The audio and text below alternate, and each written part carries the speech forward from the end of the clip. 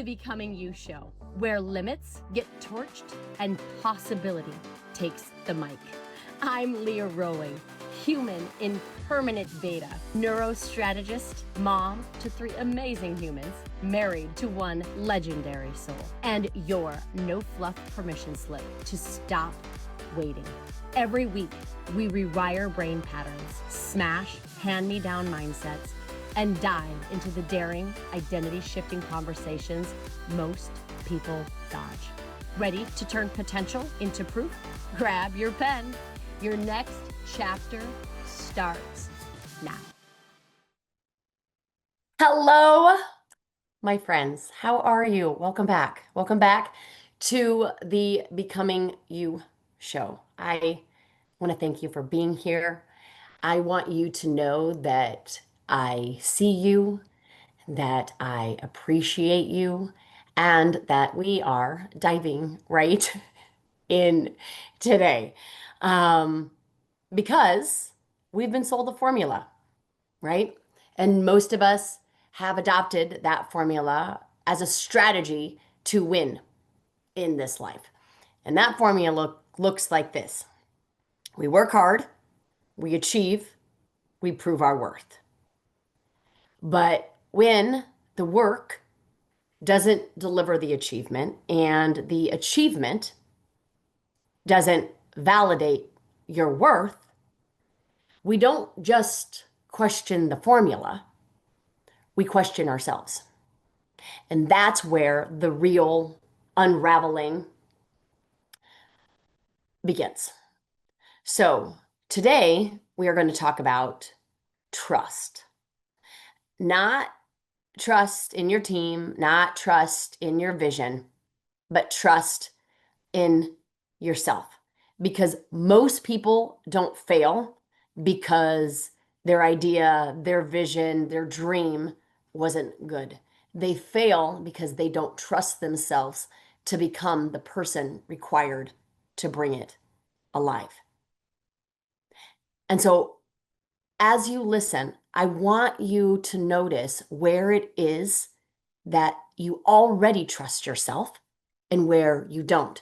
I've brought this conversation to light in other episodes, so I don't want you to just skip it because you feel like you've heard this whole worth story conversation about self-trust and the foundation and all of that.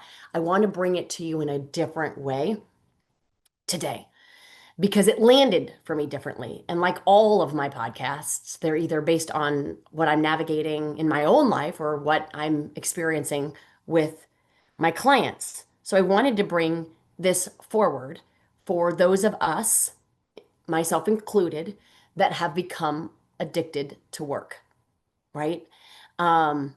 We have chased achievement, right? Thinking that it will validate our worth. And as I mentioned in the formula to start the show, when it doesn't, we double down, we overfunction, we delay decisions, we hypermanage, and we burn ourselves out. And here's the paradox that I wanted to bring forward. We trust the idea, we trust the vision, but we don't trust ourselves to embody it. That gap between our idea and the embodiment of that idea, being the very person that is required, being the person that trusts the person to bring forward that idea, well, that is where the dream stalls. And that's the trap. That's the trap. We overwork, we overfunction, and then when we wonder why, we still feel empty. But the truth is, it's not just about what we're doing. It's about what we're believing. Because underneath all the exhaustion is really a question of trust. And again, it's not trust in your team. It's not trust in your idea. It's trust in you. And that's where we get to make a distinction most people miss. And that's the difference between self-trust and self-worth. And there's a difference. Here's the distinction. Self-trust is, I believe myself. I'll do what I say. Self-worth is I believe in myself. I am worthy regardless. And they don't always show up together. I want you to think about this, okay? You might trust yourself with money, but not in relationships. You might trust yourself to run your business, but to not hold your team accountable. You might trust yourself as a parent, but not as an entrepreneur. Self-trust is very domain specific. It's not all or nothing. It's more like an index, right? Some areas in some domains stronger, and in others a little shaky. And so as I was thinking about this for myself, this is where it all gets fascinating. And maybe it's not fascinating to you, but it was fascinating in my own mind. Because isn't it true or possible that if you can trust yourself in one area, why not in another? Right? So if you can trust yourself to get to work on time, why not to honor your health? If you can trust yourself to raise your kids, why couldn't you trust yourself to raise your dream? If you can trust yourself to prioritize sleep, why couldn't you trust yourself to prioritize relationships? That's the paradox. And it's what brings us to what I believe the real question is of this whole conversation. Because it's not how to do the thing. You already know how. Just look where you have successes in other areas of your life. The question is, why haven't you done it yet? Right? And I bring this forward a lot on these conversations in the show because we don't do what we know. And I know you, if you've listened to me before, you know this, right? We live in a world drowning in information. Everyone has the how. Just ask them, right? How to lose weight, how to save money, how to start a business, okay? And again, we're asking the wrong question. The question isn't how. The question is why. Why haven't we done it already? Most of the time, the gap between what you want and what you have is a single thought. I'm going to say that again. And maybe as I say this, I want you to think about something that you want in your life. Maybe it's you want to start a podcast, or you want to write a book, or you want to start a business, or you want to quit, or you want to, right? Whatever it is, you want to lose weight, you want to save money, you want to go on a trip, okay? The gap between what you want and what you actually have, in that gap, a single thought. A single thought. A thought of doubt. A thought of disbelief. A thought that says, this is reckless. And that was the thought that occupied my gap. That was my gap thought. So how do we know the difference between risk and reckless?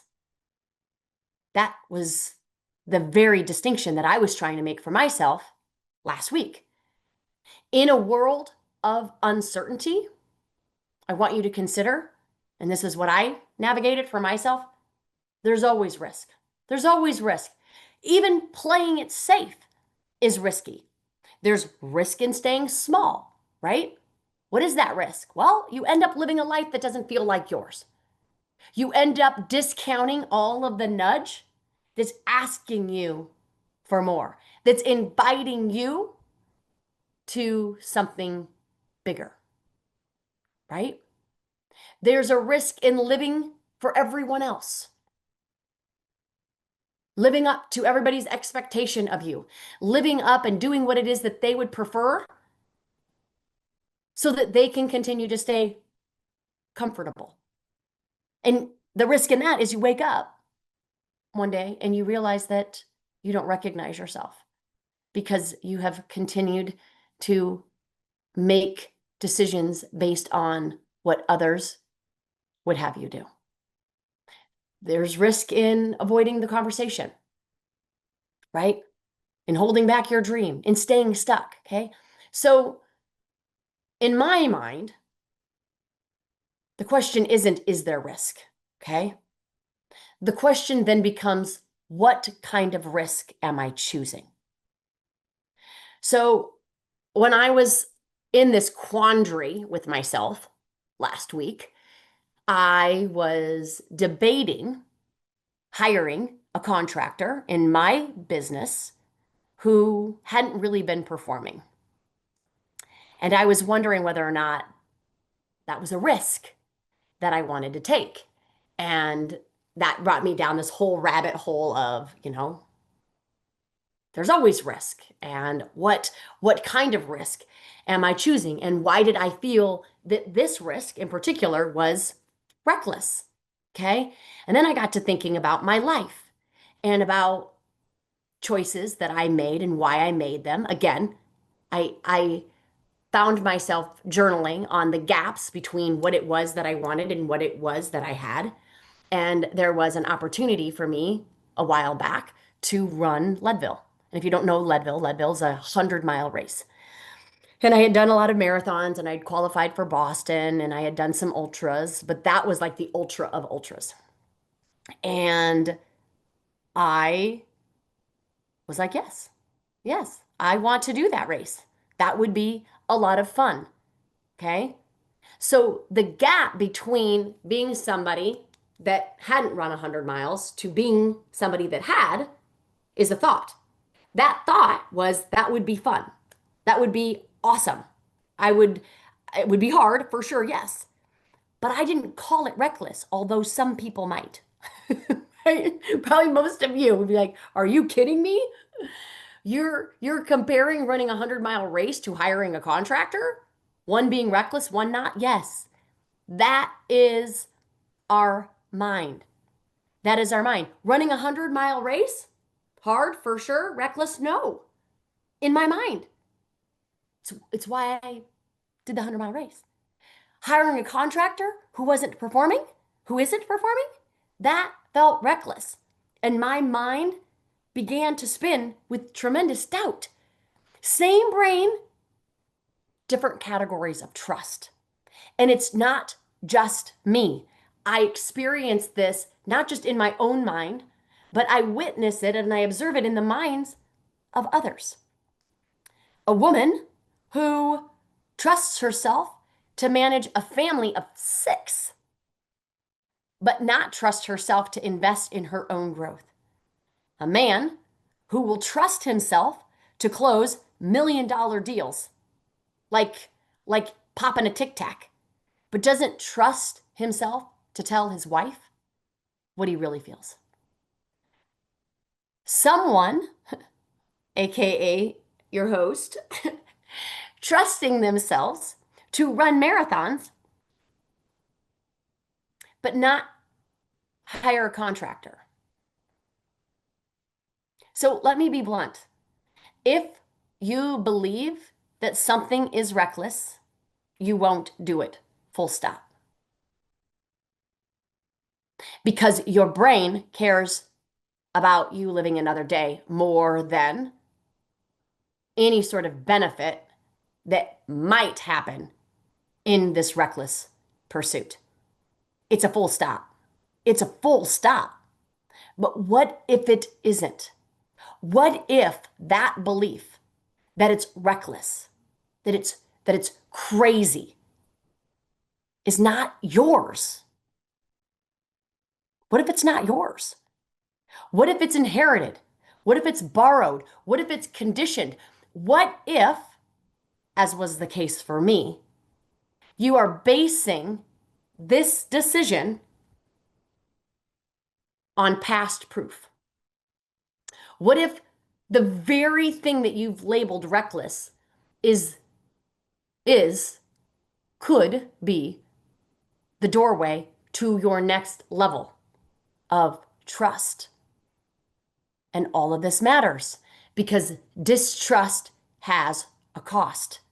Every time you label your desire, right? Every time you label a gap prematurely, that gap again between what it is that you want and where it is that you are, every time you label that reckless, right? Every time you doubt yourself into silence, into paralysis, you pay. You pay in three ways. And these were the ways that I was thinking that I would pay in this if I wasn't able to get through to the other side with cleaner thinking, right? You lose agency. Agency. You lose trust in your own ability to problem solve, your own ability to access decisions. You start then deciding by committee. You start picking up the phone and being like, what do you think? Do you think this is a good idea? Do you think this is a good idea? And, right, you then base what it is that they say on that. And the more we do that, the more we erode the muscle of self-trust. And if we continue to make decisions by committee, those 5 or 10 or 15 people that we get the solution from, one, we have to know that the solution that they give us is based on their reckless thinking, is based on the gap between where they are and what they want in their life. They're only going to give you what they know. And their decisions, their solutions that they give you for the decisions that you have to make are solutions for their experiences, not for yours. And if we continue to need them for solutions for us, we will forever need them because we will need them when the next inevitable problem comes our way, right?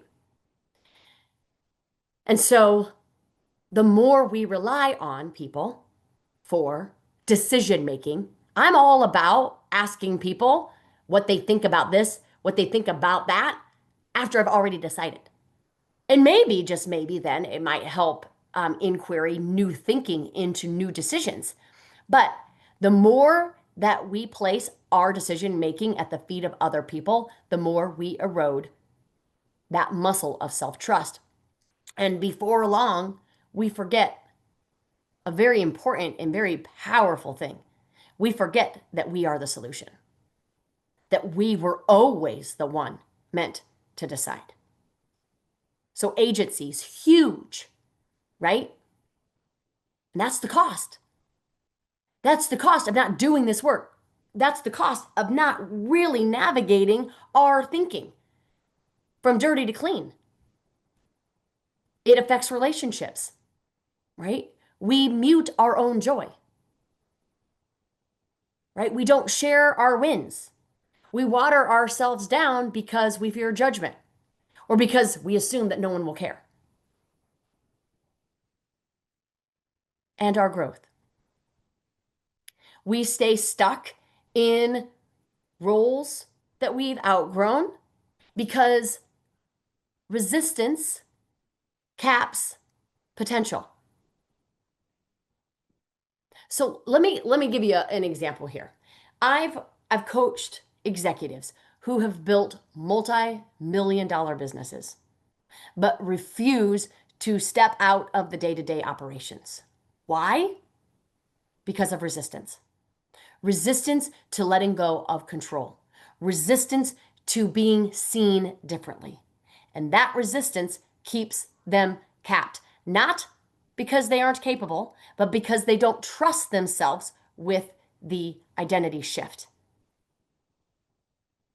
They don't trust themselves because, again, they haven't given themselves the space to identify the thought, because remember, it's always a thought, between where we are and where we want to be. That gap is a thought. And if that gap is based on a thought that this is reckless, that I don't trust myself in this, that I doubt myself into this, that whatever it is, that belief that is dirty, I'll just call it dirty thinking versus clean thinking, that dirty thinking creates judgment. Judgment of self, judgment of others.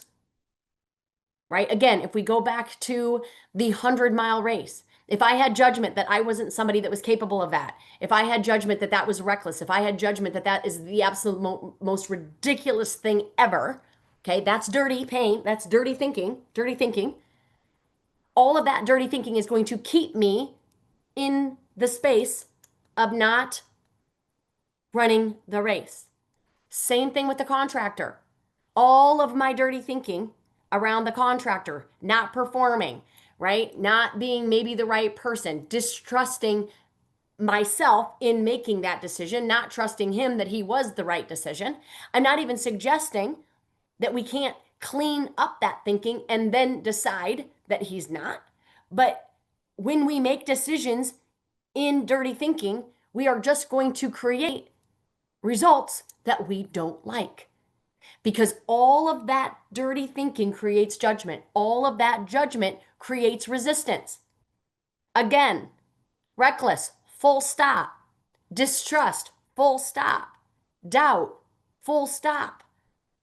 Full stop in trying to fill the gap between where you are and what you want. That resistance caps your potential. So here's the loop, friends, that we have to break. This is the way forward. What do? Okay. We build self-trust the same way we build any muscle. Okay. With evidence, right? Start small. Do what you say you will do. Let proof stack with anything, with any decision that you make. Make a decision, start finding evidence that you made the right decision. Okay? Then you repeat. Trust compounds with consistency. Keep showing up. Keep showing up. And environment. Put yourself around people who affirm your agency instead of eroding it. So we go back to this 100-mile race. Okay? I had clean thinking about it, so I didn't have to work on that. So we have clean thinking. That's always the start. Otherwise, it's a full stop. Okay? Start small. Running miles, running miles. Okay? I'm going to do it. I say I'm going to do it. I'm going to run. Every time I say I'm going to run and I run, I build that trust. That trust compounds consistency. I then begin and have proof that I am capable of doing the very thing that's required to fill that gap between what I want and what I have. And then I put myself around people who affirmed this 100-mile race as opposed to those that thought it was absolutely crazy. I ran with people that one person in particular that was going to run this race with me. I know it's an easy and simple example, but I want you to see if you don't have what it is that you want. One, we probably have a dirty thought that's in the way of that. And there's no evidence that's going to be collected, no repetition, and no environment that's going to be required because it's a full stop. Once you get to the clean thinking, then you use these as your roadmap to build your muscle. Okay? So here's where I want to land today. Humans who believe in themselves change the world. That belief in you, that belief in where you are and where you want to go is the most important belief you can have. Because when you believe in yourself, you give other people permission to believe in themselves too. That's the ripple effect. And since every decision carries risk, the real question isn't, is there risk, right? The real question is, wouldn't you want to take the risk that gets you closer to your dreams? So today, instead of thinking about our decisions being reckless or risky, I instead want you to ask, is this the risk that expands me? Because always the gap between what you want and what you have is just a thought of doubt, a thought of disbelief, a thought that whispers. This is reckless. But what if it isn't? What if it's the very risk that becomes your becoming? I appreciate you here today. If this conversation landed for you, I'd love if you shared it. If you left a review, you let me know. I love hearing from you. I love your emails. I love your texts, right? I get it. It might feel like one more thing on your plate, but that one ripple is how this work reaches more people who maybe need an invitation to trust themselves again. Okay, until next time, keep becoming you. We'll see you. Bye. If this episode cracked something open, good. Let it.